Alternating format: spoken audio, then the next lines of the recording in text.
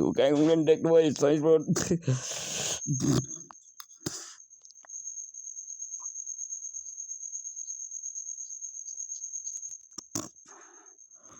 ทำไมวะทำไมกูทำไม่ได้วะโอ้ย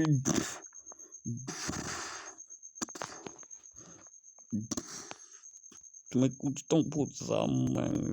ำกูเขียนให้ดูด้วยพร้อมวิดีโอบินสโปรงการคำนวณที่เวลาโพติกู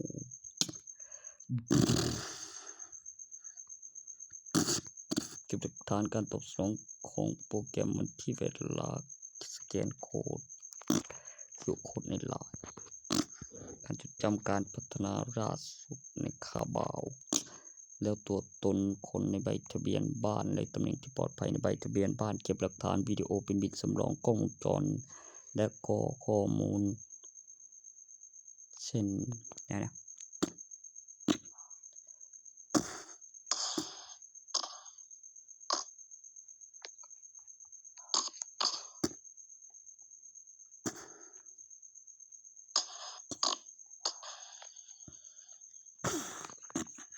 ใส่ว่า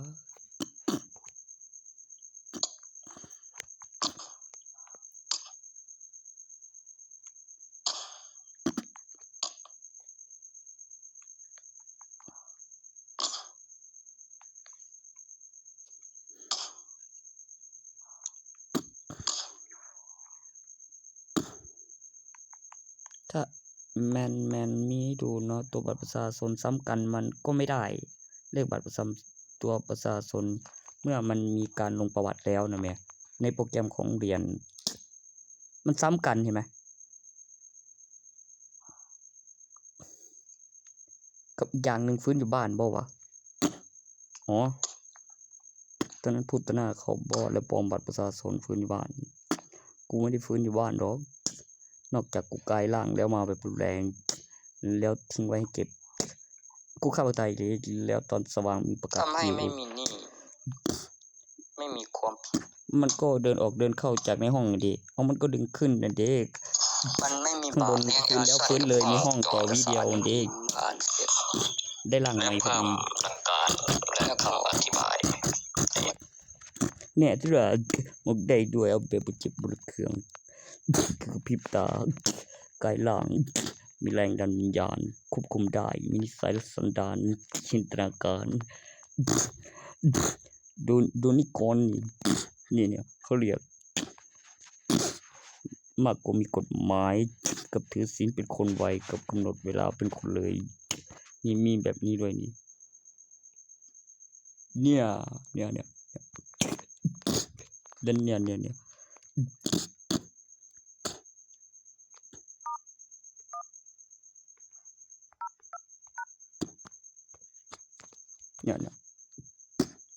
มีอายุการใช้งานแล้วก็ระยะเวลาที่สะสมมา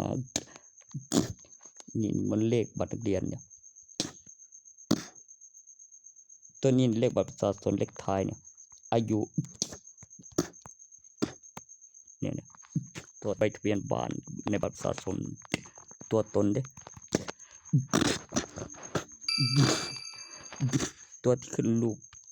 แล้วใส่แท็กแล้วมีเลขครั้งรหัสที่วางเมื่อมีหลักฐานพยานแล้วมีหลักฐานและมีพยานไม่โกหกแล้วมีดูแล้วมีการ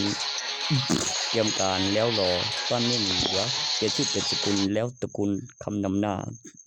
มันต้องตามขั้นตอนระเบียบมีพยานทำให้จำได้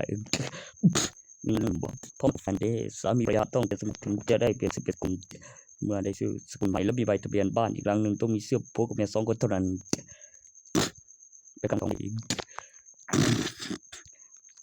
ใบหลังบอกเมื่อมีบุตรขั้นตอนเอกสารไม่ปวดหัว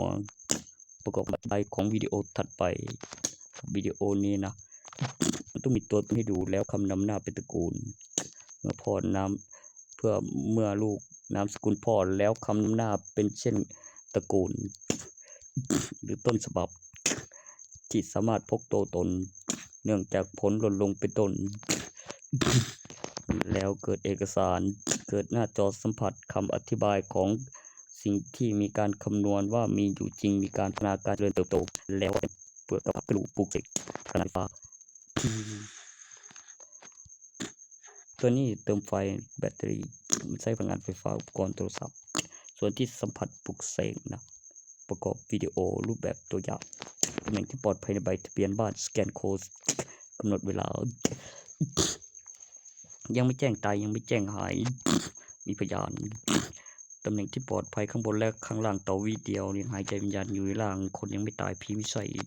ล็อกข้างในเข้าและออกอยู่ในตำแหน่งที่ปลอดภัยในใบทะเบียนบ้านกล้องวงจรเขาจะเรียกประกันชีวิตบอกว่ารูปแบบแอคชั่นวิสาการลงทุนบอกไว้เกี่ยวกับการคำนวณเพื่อแสดงหลักฐานแล้วตัวตนแล้วการจดจำการพัฒนาเลขท้ายบัตรประชาชนเป็นเช่นเลขหมายเบอร์โทรและมีซิมอีกอันและมีซิมอีกวันกับบัตรประชาชนคือบัตรประชาชนมาถึงพร้อมอุปกรณ์เมื่อประกอบกัน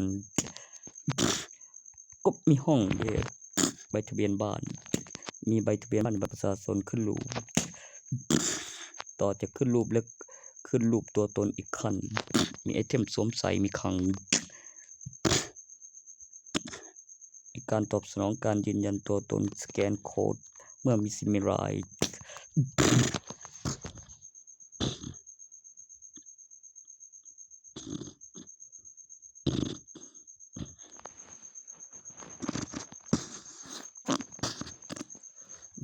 มันก็คือได้ขายในเกมแล้ว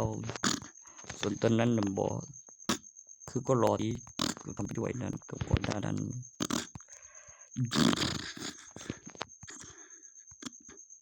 ผิดอย่างตอนนี้นั้นสะดวกเฉพาะเป็นระบบโปรแกรมแอปพลิเคชัน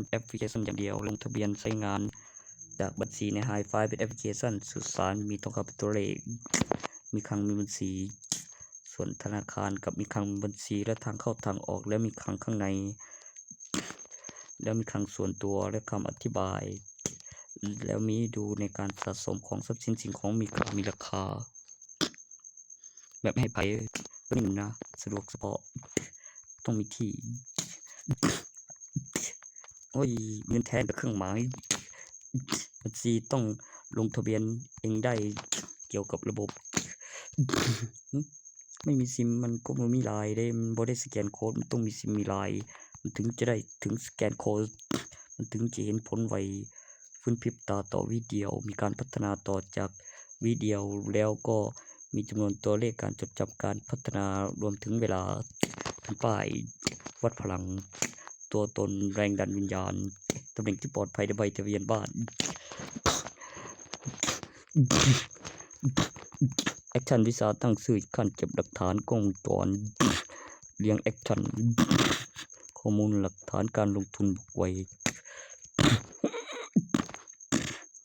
ประกอบกับพระเครื่องไม่สูญสลายขึ้นรูปแบบของมนุษย์แปรรูปปลุกเสกหลังจาก Android มีการตอบสนองของรูปแบบเครื่องหมายของมนุษย์มีการจดจำการพัฒนาของเวอร์ชันมีรุ่นลูกและรุ่นหลานและมีการพัฒนาเส้นมนุษย์มีนิสัยและสันดานเพื่อแสดงนิสัยและสันดานและเป็นเส้นจินตนาการของ Android ในการคำนวณและมีพิมพ์ไว้บอกไว้ในประกอบกับหลักการโดยชอบตามสิ่งที่ดีมีประโยชน์แบบถูกต้องสิ่งที่มีประโยชน์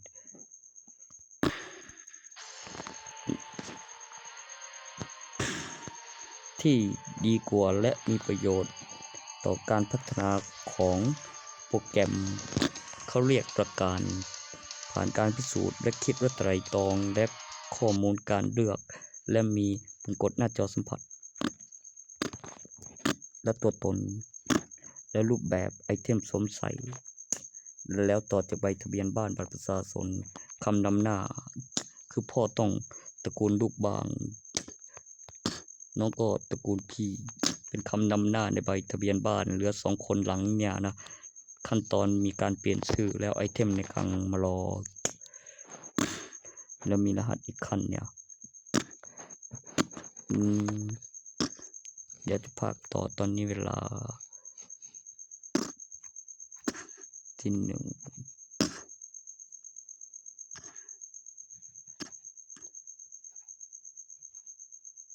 57 นาทีวันที่ 14 เป็นวันเสาร์